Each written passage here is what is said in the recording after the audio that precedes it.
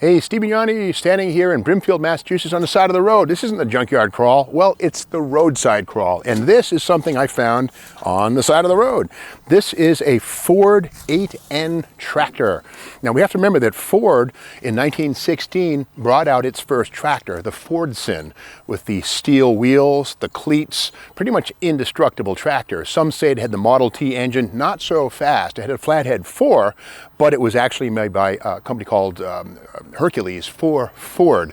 But that said, that was an antique piece. Well, for 1934, Alice Chalmers revolutionized the industry with pneumatic tires, getting rid of the iron wheels. And in 1939, Ford brought out the successor to the Fordson, the 8N. This is an early example. This one has a variety of things that mark it as being a 39 through 46. For instance, we see it has 6 lug wheels on a large pattern. 1947, they went to an 8 lug pattern on a smaller circle. So again, these wheels here are 39 through 46 specific. And 39, 40, and 41 had this I-beam style radius rod. This became a tubular structure in 1942 beyond. Of course, it has the flathead 4-cylinder engine, which was standard fare in all of these things. And again, not a Model T or Model A engine. It was a cousin to those things, but that makes 22 horsepower. If you wanted more, a company called Funk Aviation sold 100 horsepower flathead V8 conversion kits for 8Ns. So if you wanted in 1952 through 55, you could get a Funk conversion, a flathead 8 with 100 horsepower, 5 times as much as the factory 4-banger if you wanted. You called Funk Aviation for that.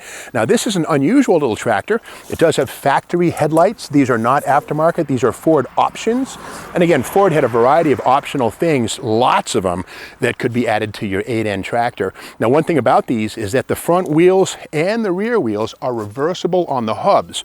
You can see that by taking the outer rim and unbolting it and turning it, you can change the width by 4 inches. And beyond that, you can take the front track on this and go from 56 to 72 inches by means of the bolts and the axle. You take these, unbolt it, you can stretch this again from 54 to 72 inches, front and rear, and that allows you to accommodate the crop distance, the rows, the distance between the rows of your crops.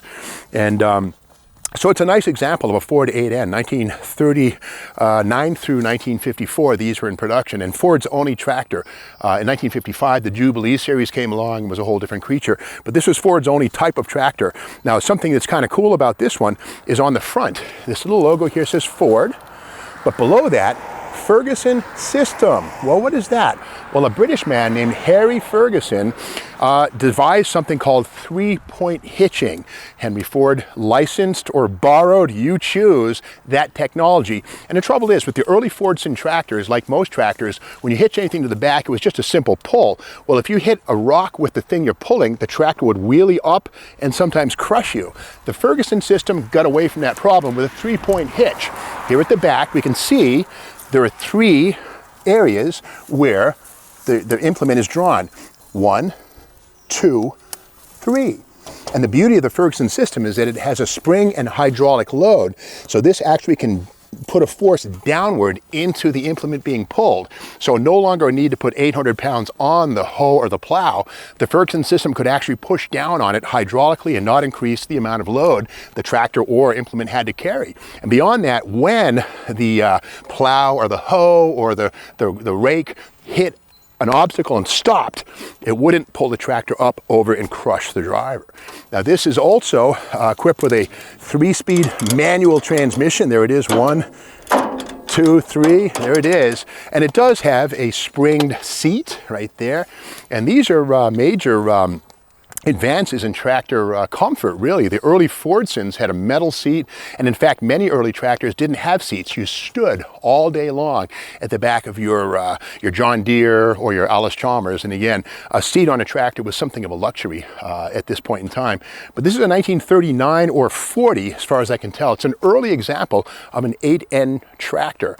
And one thing, again, about tractors, really, again, is the pneumatic tires on the back of this, the rubber tires. Again, 1934, 1934, Alice Chalmers was the first mass-produced tractor to offer rubber tires. Before that, they had metal steel wheels with cleats on them, which were pretty much impossible to drive on the road.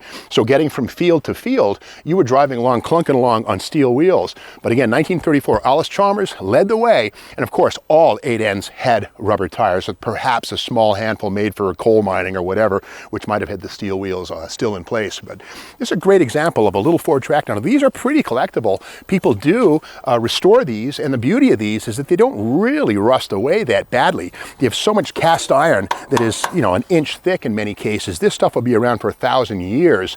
And the same goes for the fenders, the cowls, the covers. All these things are such heavy gauge metal that even if they do lose a third of their mass to rust, there's no holes, and they're easily restored.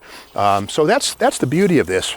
And again, there was a company, Funk Aviation, a flathead V8 in an 8N tractor from 1952 through 55. So that would go from 22 to 100 horsepower. And a fair number of those were sold. And Funk also sold conversion kits to put 6-cylinder truck engines in place of that flathead 4. And Ford also experimented with pushrod 4-cylinder engines toward the end of the 8N production in 52-34. So that's the story of the Ford 8N tractor found here on the side of the road at Classic Heaven in Brimfield, Massachusetts. So you always want to keep your eyes open. Sometimes you can find gold sitting right there in plain sight. If you like this video, be sure to subscribe to the Steve Maggs YouTube channel.